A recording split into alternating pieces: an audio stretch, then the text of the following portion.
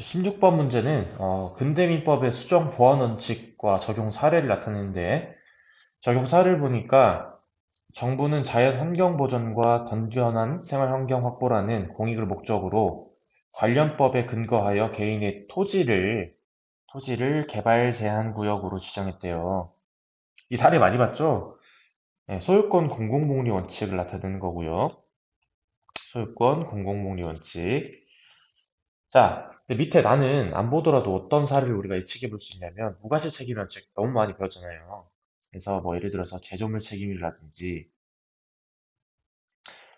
환경 오염에 관한 책임이라든지, 아니면 공작물 등의 소유자 책임이라든지, 점점점 해서 많이 배웠어요, 우리가. 그럼 1번부터 한번 볼까요? 1번 선지를 보니까 가는 개인이 국가의 간섭 없이 자신의 의사에 기초하여 상대방과 자유롭게 법률 관계를 형성할 수 있다. 이거 뭐에 대한 설명이냐면 계약 자유에 관한 설명이죠. 그러니까 근대민법의 원칙에 관한 설명이었어요, 이번은.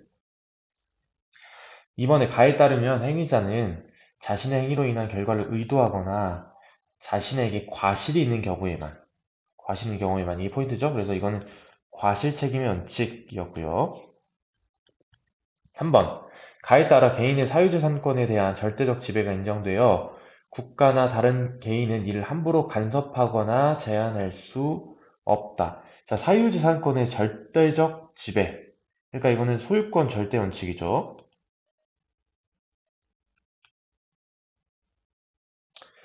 4번. 나에는 법원은 법정 최고 이자율을 초과하여 돈을 빌리는 계약에서 그 초과분에 대해서는 뭔가가 무효의 사유가 됐네. 이거 계약 공정의 원칙과 관련이 있었어요. 5번. 나이는 제조물 제조상의 결함으로 생명, 신체, 재산상의 손해가 발생한 사안에서 법원은 제조업자에게 고의나 과실이 없음에도 제조물 책임법에 따른 책임을 인정하였다. 이게 무과실 책임이죠. 그러니까 답이 5번이었습니다. 자, 17번을 보면 갑은 을이 운영하는 결혼사진 촬영업체에서 촬영 아르바이트를 했어요. 근데 어느 날 병이 을에게 자신의 결혼식 사진 촬영을 위해 했고 갑은 그 촬영을 위해서 오토바이를 직접 운전하여 결혼식장으로 가던 중에 운전 부주의로 정을 크게 다치게 했어요. 그리고 사고 처리 때문에 병의 결혼식 사진을 촬영하지 못했어요. 정말 우리가 수업 시간에 봤던 사례 그대로 나왔고 이거 정말 이 문제 나왔을 때도 너무 환영을 했어요. 지금 보니까 그러니까 사용자는 을이 될 거고 선생님 처음 이 문제를 맞닥뜨렸으니 사실은 갑이 나오길래 19세잖아요. 그래서 왠지 일반 불법행위 책임도 같이 엮어서 물어볼까 했었는데 뭐 그걸 직접적으로 물어본 건 아니었기 때문에 일단은 차후로 다시 한번 더 얘기하기로 하고요. 정 같은 경우가 현재 피해를 입었죠. 갑이 운전 부주의로 인해서. 그래서 일단 구조도를 그려보면 일 같은 경우는 사용자이기 때문에 사용자 배상 책임을 정한테 질 수 있고요. 갑도 정에 대해서 일반 불법행위 책임을 질 수 있어요. 근데 지금 보면 또 당사자가 누가 있냐면 병이 있잖아요, 병. 그지? 근데 이 병 같은 경우는 보면 갑으로 인해서 지금 결혼식 촬영을 하지 못하게 된 거죠. 근데 이거 중요한 건 뭐냐면 현재 이 병 같은 경우는 현재 손해배상 책임을 물순이 있어요, 누군가한테. 물순이 있는데 특수불법행위 책임으로 인한 손해배상을 묻는 건 아니고요.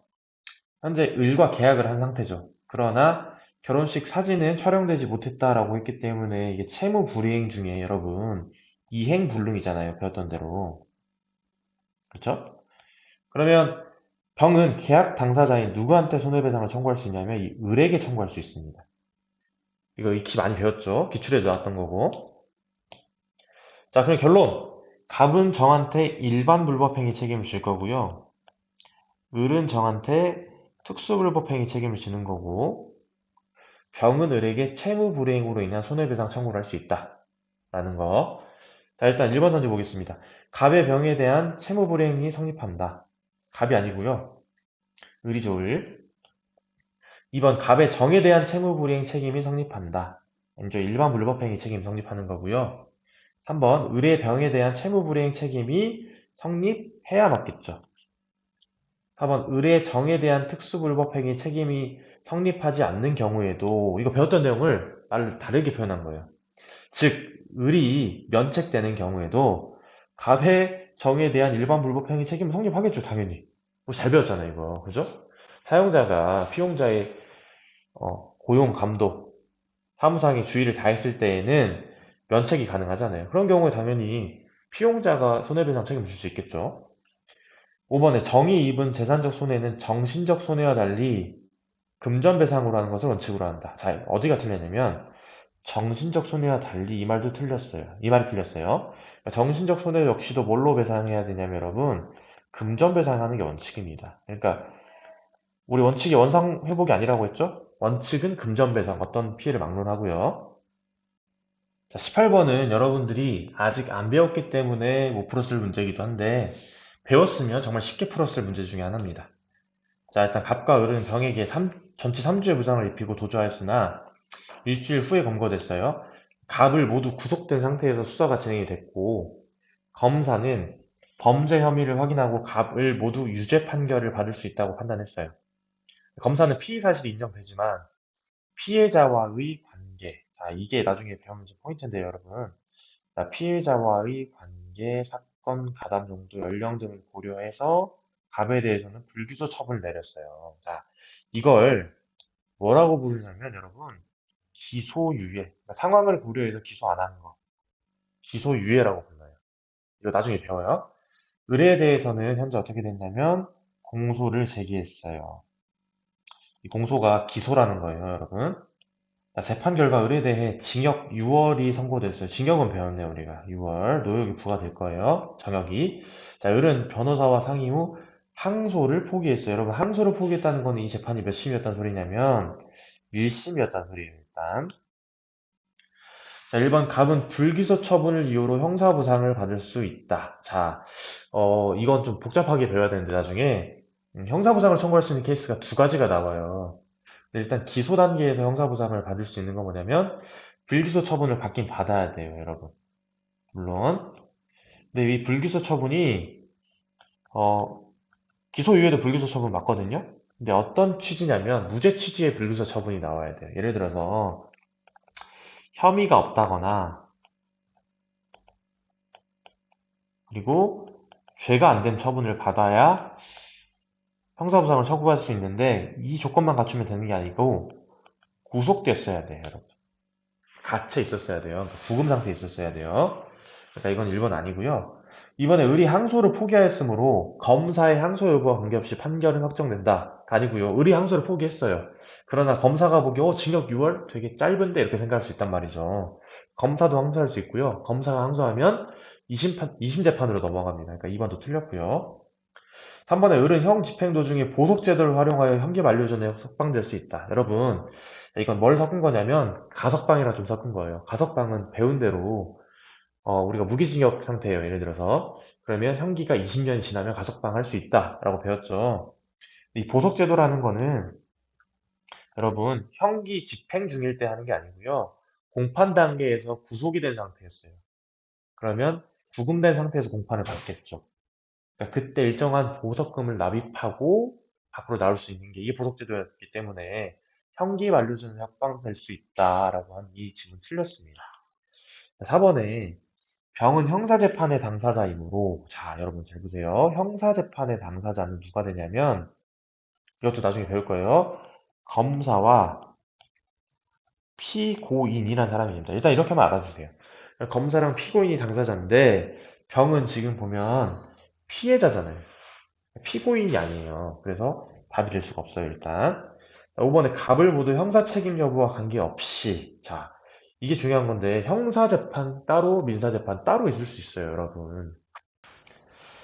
그래서, 형사책임 여부와 관계없이 우리가 소위 깽값이라 부르는 이 민사상 손해배상 책임을 물어서 손해배상 받을 수 있습니다. 그리고 우리 사실 공동불법행위 책임을 배워서 이 부분에 대해서 특히 잘 알고 있을 거라 생각을 해요. 답이 5번이었습니다. 자, 19번은 국제법의 법원에 대한 설명인데 이게 방과후 시간에만 사실 살짝 얘기한 부분이에요. 이게 국제법의 법원이라고 하면 우리가 유명 학자의 학설을 빼고 세 가지 정도 크게 생각할 수 있어요. 첫 번째는 뭐냐면 조약, 그렇죠? 두 번째는 국제관습법. 세 번째는 문명국들이 승인한 법의 일반 원칙이 있었습니다. 이 세 가지 중에 뭐냐? 이걸 물어보는 건데요. 자, 일단 답안을 보고 점수를 보세요. 답안은 세 가지가 있고 오른서술 한 개당 1점씩을 주는데 총 3점이죠? 그런데 점수가 2점이라는 소리는 하나는 맞고 하나는 틀렸다는 소리네요. 그죠? 1번은 뭘 하든 답이 될 수가 없어요. 답안에서. 뭐냐면 우리나라에서는 국회가 비준권을 가진다. 조약을 가지고 설명한 건데 조약의 체결과 비준권을 누가 가지냐면 대통령이 갖습니다. 그러면 중요한 조약에 대해서는 어떻게 한다고 했냐면 이 체결 비준한 거에 대한 동의권을 국회가 갖는다 이렇게 배웠죠. 그러니까 1번은 어차피 답이 안 돼요. 그럼 2번은 무조건 맞는 답일 수밖에 없겠죠. 3번도 맞는 답이어야 2점이 나오겠죠. 2번 보세요. 국제사회의 반복된 관행이 법적 확신에도 효력을 가지게 된 거. 이게 뭐냐면 국제관습법이네 보니까. 그렇죠? 이 국제관습법이고 그러면 당연히 3번도 가에 국제관습법 관련한 설명이 나오면 돼요. 자, 1번 국제기구도 체결 주체가 될 수 있다. 이거 조약에 관한 설명이고요. 우리나라에서 헌법과 동등한 효력을 가진다. 여러분 국제법의 법원이 우리나라에 적용될 경우에 여러분 헌법이 아니고요. 법률과 동등한 효력을 갖는다라고 배웠고요. 국제사법재판소의 재판 증거가 될 수 있다. 그렇죠. 이 재판에 사용될 수 있다. 배웠고요. 4번에 명시적 입법 절차를 거쳐서 성문화된 형식. 자, 관습이라는 건 여러분 꼭 성문화된 형식이 아닐 수 있죠. 우리 주로 성문화된 형식이 아니죠. 그렇죠? 관행이니까, 여러분. 관행이 반복된 거니까. 자, 5번에 체결에 참여한 행위 주체에 대해서만 구속력을 지닌다. 내정 불가성 문제 같은 거. 참여한 행위 주체만 구속력을 미치는 게 아니고 전 세계 국가에 일반적으로 통용이 되겠죠? 답이 3번이었습니다, 여러분. 자, 20번 문제, 저도 덜렁대다가 틀렸어요. 그러니까, 그래서 여러분 문제를 꼼꼼히 읽어야 되는데, 저처럼 하면 안 된다는 걸 좀, 이 문제의식 삼아서 한번 잘 보기 바랍니다. 20번에 전형적인 의원 내각제 정부 형태를 채택하고 있는 갑국의회는, 자, 지역구 의원 몇 명이냐면, 70명이에요, 70명. 지역구 의원 70명과 비례대표 의원 30인으로 구성이 되고, 유권자는 지역구 의원 선출을 위해서 후보자에게 한 표, 비례대표 의원 선출을 위해서 정당에 한 표, 이렇게 행사를 한대요. 지역구 의원 선거에서 각 정당은 선거구별로 1인의 후보자만 공천하며 각 선거구별로 선출되는 지역구 의원 수는 같아요. 여기 보고 왠지 느낌은 뭔가 소선거구제네 이렇게 생각할 수 있어요. 근데 일단 이거 가지고 아직 모르겠어요. 왜냐면 우리가 이렇게 배워왔듯이 중대선거구제도 이 문장을 사용할 수 있거든요. 그렇죠? 자, 비례대표 의원은 각 정당이 얻은 정당 득표율에 비례대표 의원 정수를 곱하여 산출된 수의 정수만큼 각 정당이 먼저 배분하고 자녀 의석은 소수점 이하의 수가 큰 순서대로 각 정당에 한 석씩 배분한대요. 자, 일단 여기까지는 왠지 비례대표 느낌은 우리나라 같아요, 현재. 그죠? 방식만 놓고 보면 물론 이제 이거 정당 명부실 비례대표 그리고 고정 명부식 비례대표 산출할 때 방법을 얘기하는 거예요. 연동형 비례대표제 헷갈리면 안 돼요.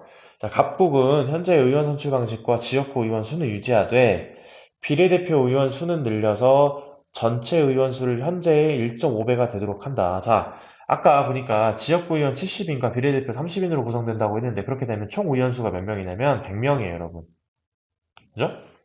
그런데 비례대표 의원 수를 늘려서 전체 의원 수가 현재 1.5배가 되도록 한다는 건 이제 의원 수를 몇 명을 만든다는 소리냐면 여러분 150명이 되도록 만들겠다 이런 소리거든요. 그래야 1.5배가 되겠죠? 자, 그림은 현행 선거제도에서 실시된 각국의 최근 의회 의원 선거를 나타내고요. 자, 그럼 일단 한번 정리를 한번 해볼게요, 일단. 우리가 문제를 꼼꼼하게 읽었어야 되는데 선생님이 사실 어디를 꼼꼼하게 읽지 않았냐면 여기 그 두 번째 발표 있는 걸 꼼꼼하게 읽지 않아서 틀렸어요. 한번 읽어볼게요, 여러분. 개편안 적용 시 최근 의회 의원 선거의 정당 득표율과 지역구 의회 의원 선거 결과만을 근거로 판단하더라. 그러니까 여기 나와 있는 도표를 이용을 하긴 할 건데 의회 의원 선거의 정당 득표율, 이 X축에 있는 이 정당 득표율을 활용할 거고요. 그리고 지역구 의원 선거 결과는 그대로 가져가서 똑같이 활용할 거다. 이 말인데 뭘 쓰지 말란 말이냐면 의회 의석률까지 똑같은 건 아니야 이런 말이에요. 선생님은 의회 의석률을 그대로 가져가가지고 틀렸어요. 근데 정상적으로 하면 좀 그런데 선생님도 비정상에서 틀린 건 아니니까. 이 정식적인 절차에 따라서 문제를 풀면 어떻게 풀 수 있는지 한번 볼게요, 여러분. 자, 일단, 현행선거제도에 따를 때,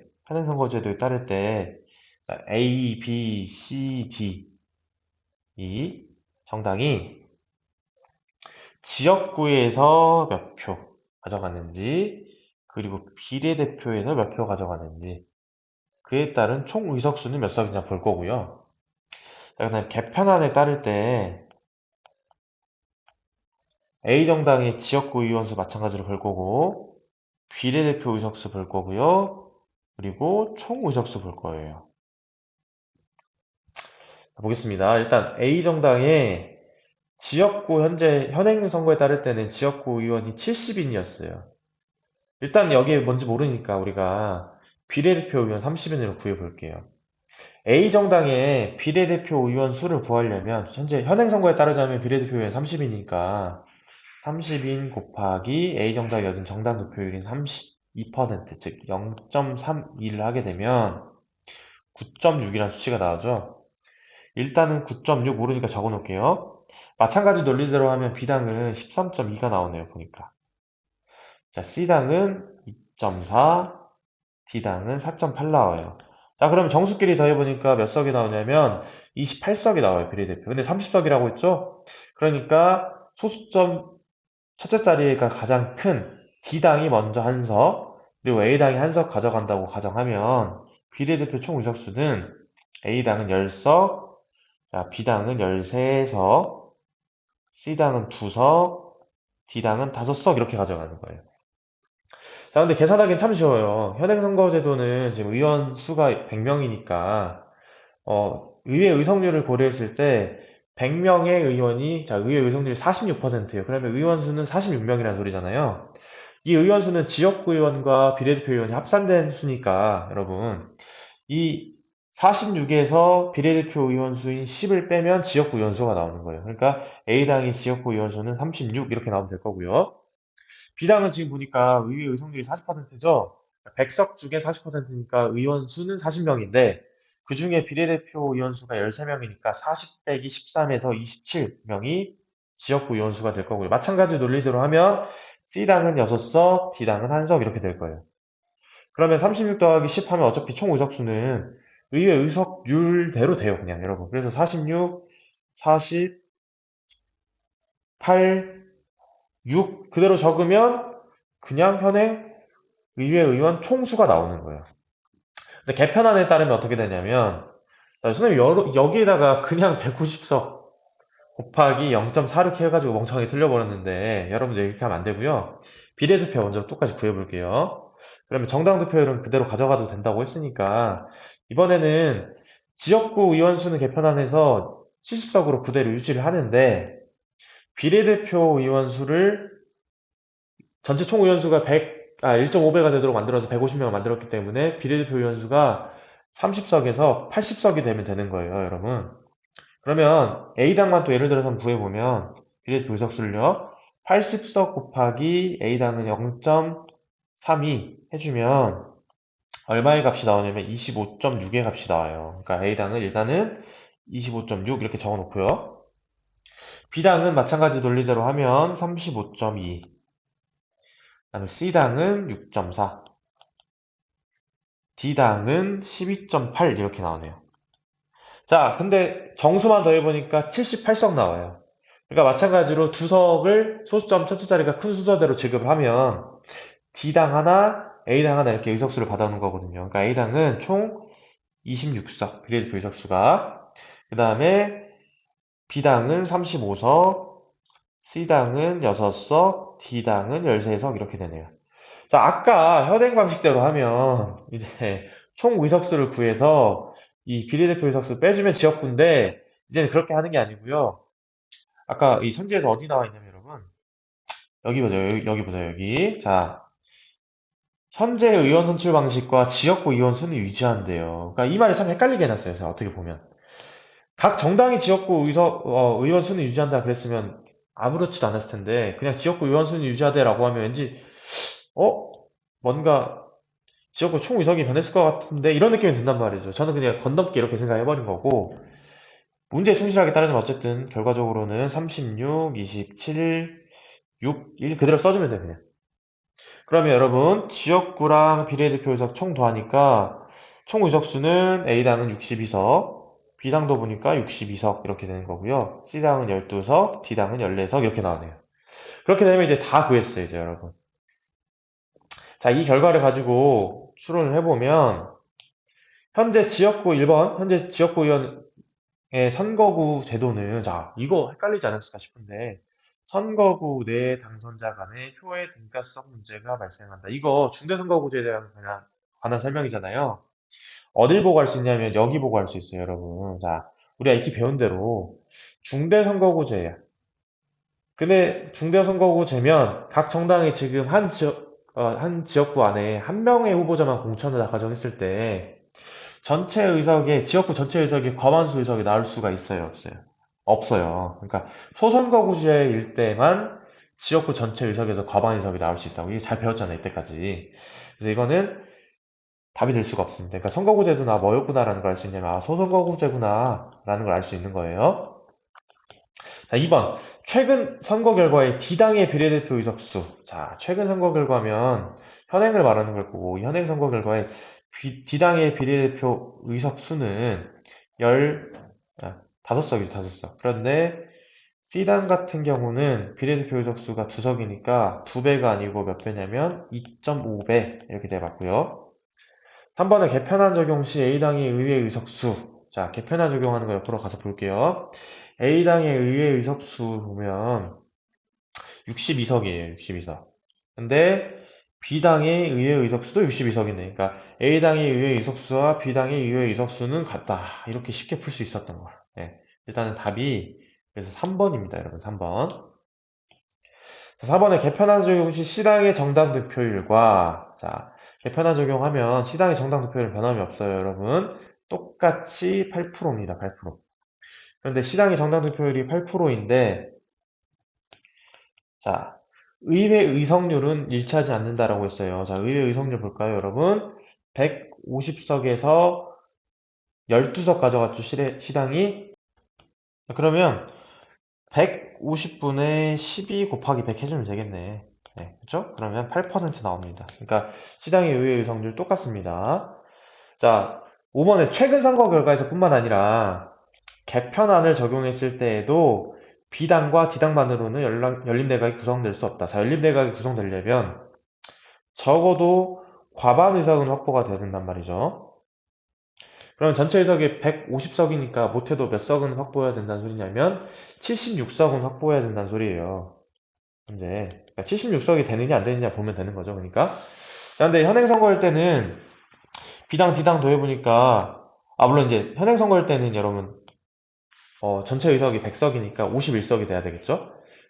어쨌든 B당이랑 D당 더해보니까 46석 나오네. 그러니까 어쨌든 열린내각 구성은 안 되고요. 개편안을 한번 보시면 개편안은 B당 62석, D당 14석 더해보면 76석 딱 나오죠. 그러니까 열린내각이 구성이 되는 거예요. 개편안을 적용했을 때에도 라는 말이 틀렸습니다. 답이 3번이었습니다. 자, 여러분, 이번 정치화법 그 문제가 여러분들 느끼기에는 개념을 좀 집요하게 물어본 부분도 있을 것이고, 같은 부분을 다르게 표현하니까 이렇게 달랐나 싶은 부분이 있었을 거예요. 이런 부분들을 잘 다시 이해한 다음에 정리해서 적응한 상태에서 9월 모의평가 봤으면 좋겠습니다. 대단히 많이 수고했습니다.